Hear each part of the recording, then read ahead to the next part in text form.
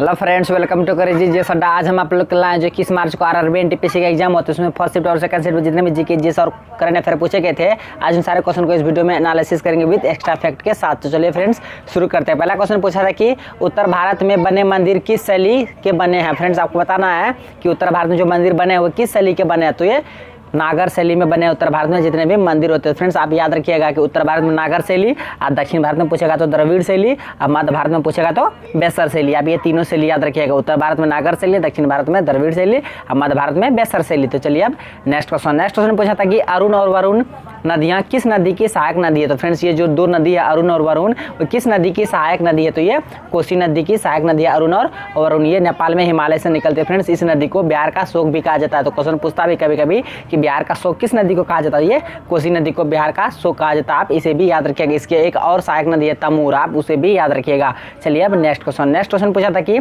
सौरमंडल का सबसे छोटा बौना ग्रह कौन सा। फ्रेंड्स आपको बताना है कि सौरमंडल का सबसे छोटा बौना ग्रह कौन सा है। ये सेरेस है सौरमंडल का सबसे छोटा बौना ग्रह। अगर पूछेगा सौरमंडल का सबसे छोटा ग्रह कौन सा है तो वो बुध ग्रह हो जाएगा। अब बौना ग्रह पूछेगा तो सेरेस, आप इसे भी याद रखिए। वर्तमान में सौरमंडल में 8 ग्रह है। सबसे बड़ा ग्रह है बृहस्पति, या सबसे छोटा ग्रह बुध, आप इसे भी याद रखिएगा। चलिए अब नेक्स्ट क्वेश्चन पूछा था कि प्लासी की लड़ाई में सिराजुद्दौला को किसने धोखा दिया था। फ्रेंड्स आपको बताना है ये जो प्लासी की लड़ाई हुई थी उसमें सिराजुद्दौला को किसने धोखा दिया था। ये मीर जाफर दिया था। प्लासी का लड़ाई फ्रेंड्स 23 जून 1757 में लड़ा गया था सिराजुद्दौला और रॉबर्ट क्लाइव के बीच, आप इसे भी याद रखिएगा, जिसमें मीर जाफर सिराजुद्दौला को धोखा दे दिया था रॉबर्ट क्लाइव के कहने पर। तो चलिए अब नेक्स्ट क्वेश्चन पूछा था कि चंद्रयान 2 के दौरान मिशन निदेशक कौन थी या था।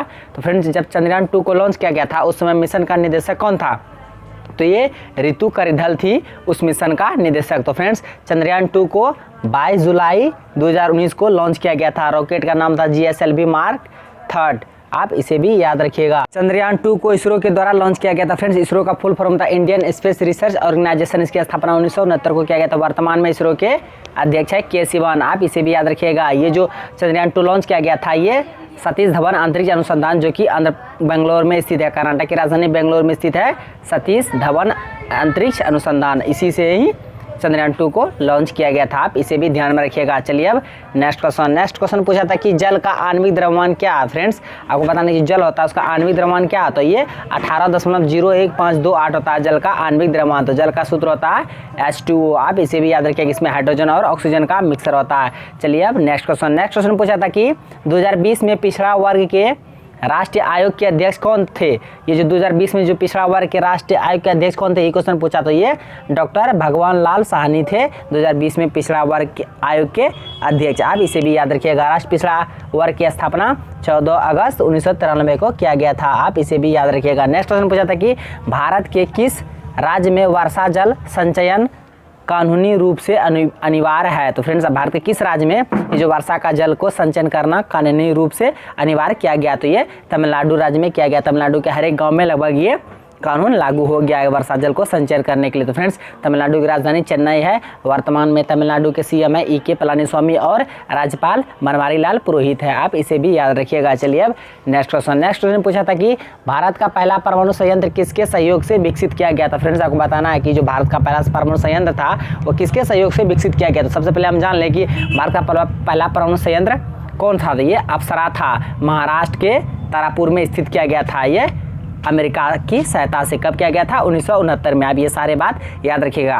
कौन सा संयंत्र था अप्सरा, कहाँ स्थापित किया गया था महाराष्ट्र के तारापुर में, कब किया गया था 1969, किस देश के सहायता से अमेरिका, आप ये सारे क्वेश्चन याद रखिएगा। चलिए अब नेक्स्ट क्वेश्चन है कि किसने सर्वोपरि सिद्धांत दिया। तो फ्रेंड्स आपको बताना है जो सिद्धांत था सर्वोपरि सिद्धांत ये किसने दिया। तो ये लॉर्ड कैनिंग दिया था। लॉर्ड कैनिंग भारत का प्रथम वायसराय भी था। आप 1857 के युद्ध के समय यही था गवर्नर जनरल, आप इसे भी याद रखिएगा। चलिए अब नेक्स्ट क्वेश्चन पूछा था कि किसने भारत का पहला CNG ट्रैक्टर लॉन्च किया। CNG फुल फॉर्म था फ्रेंड्स कंप्लीट नेचुरल गैस, यानी कि CNG ट्रैक्टर लॉन्च किसने किया था। तो ये नितिन गडकरी किया था जो कि राष्ट्रीय सड़क परिवहन मंत्री है। फ्रेंड्स ये सड़क परिवहन मंत्रालय के अंतर्गत आता है। नितिन गडकरी उसी का मंत्री है, इसी ने CNG ट्रैक्टर लॉन्च किया है, आप इसे भी याद रखिए। ये करंट का क्वेश्चन था। चलिए अब नेक्स्ट क्वेश्चन पूछा था कि लॉन्ग हॉल नेटवर्क किसे कहा जाता है। आपको बताना है कि लॉन्ग हॉल नेटवर्क किसे कहा जाता है। ये वाइड एरिया नेटवर्क यानी WAN यानी कि वाइड एरिया नेटवर्क को लॉन्ग हॉल नेटवर्क कहा जाता है फ्रेंड्स। इसके अलावा लैन नेटवर्क होता है, लोकल एरिया नेटवर्क। इसके अलावा होता है CAN कंपैस एरिया नेटवर्क। ये सारे नेटवर्क आप इसे भी याद रखिएगा, इसका फुल फॉर्म भी कभी कभी पूछ लिए जाते हैं।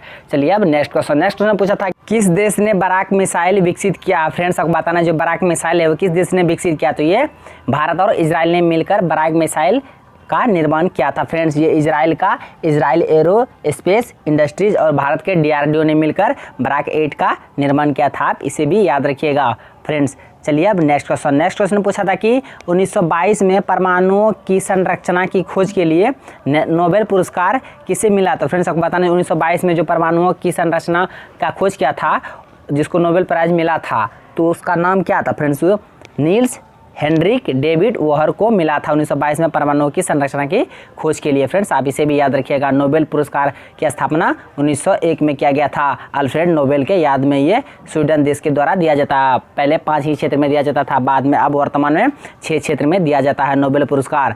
आप इसे भी याद रखिएगा। 5 क्षेत्र का नोबेल पुरस्कार स्वीडन की राजधानी स्टॉकहोम के द्वारा दिया जाता है और 1 क्षेत्र का पुरस्कार जो कि था शांति का पुरस्कार वो नॉर्वे की राजधानी ओस्लो में दिए जाते हैं। फ्रेंड्स सबसे पहले शांति का पुरस्कार मिला था हेनरिक डुनेंट का, जो कि रेड क्रॉस की स्थापना किया था। रेड क्रॉस दिवस 8 मई को मनाया जाता है, आप इसे भी याद रखिएगा। चलिए अब नेक्स्ट क्वेश्चन पूछा था कि निजी इंटरप्राइजेज किस प्रकार की अर्थव्यवस्था है। जो निजी इंटरप्राइजेज है ये किस प्रकार की अर्थव्यवस्था, तो ये पूंजीवादी अर्थव्यवस्था। फ्रेंड्स अर्थव्यवस्था 3 तरह का होता है, पूंजीवादी, समाजवादी, मिश्रित। तो फ्रेंड्स भारत में मिश्रित अर्थव्यवस्था है, यहाँ पे सरकार भी और व्यक्ति भी चलाते हैं इस अर्थव्यवस्था को। जो अर्थव्यवस्था को केवल निजी व्यक्ति ही चलाते हैं उसे पूंजीवादी अर्थव्यवस्था कहते हैं, जैसे अमेरिका हुआ। तो फ्रेंड्स आप इसे भी ध्यान में रखिएगा। भारत में कैसा अर्थव्यवस्था है, तो मिश्रित अर्थव्यवस्था है भारत में। चलिए अब नेक्स्ट क्वेश्चन पूछा था कि किस संविधान संशोधन में दिल्ली को राष्ट्रीय राजधानी घोषित किया गया था। फ्रेंड्स आपको बताना है कि संविधान के किस संशोधन में भारत की राजधानी दिल्ली को घोषित किया गया था। तो ये 69वां संविधान संशोधन 1991 में दिल्ली को भारत की राजधानी घोषित किया गया था, आप इसे भी याद रखिएगा। कौन संविधान संशोधन था, 69वां संविधान संशोधन था। तो आप ये सारे क्वेश्चन को याद रखिएगा। फ्रेंड्स आज का क्वेश्चन बस यहीं तक था। आई होप ये सारे क्वेश्चन आपको अच्छा लगा होगा, देख लिए होंगे कि किस किस टॉपिक से कितना क्वेश्चन पूछता है NTPC के एग्जाम में। तो फ्रेंड्स अब मिलते हैं नेक्स्ट वीडियो में। अगर आप नए हैं तो मेरे यूट्यूब चैनल कर दीजिए, जैसा को सब्सक्राइब करो, बेल आइकन को हिट करते हैं कि मेरा हाईलाइटेस्ट वीडियो का नोटिफिकेशन तुरंत आप तक पहुंच जाए। थैंक्स फॉर वॉचिंग वीडियो, धन्यवाद। मिलते हैं आप नेक्स्ट वीडियो में।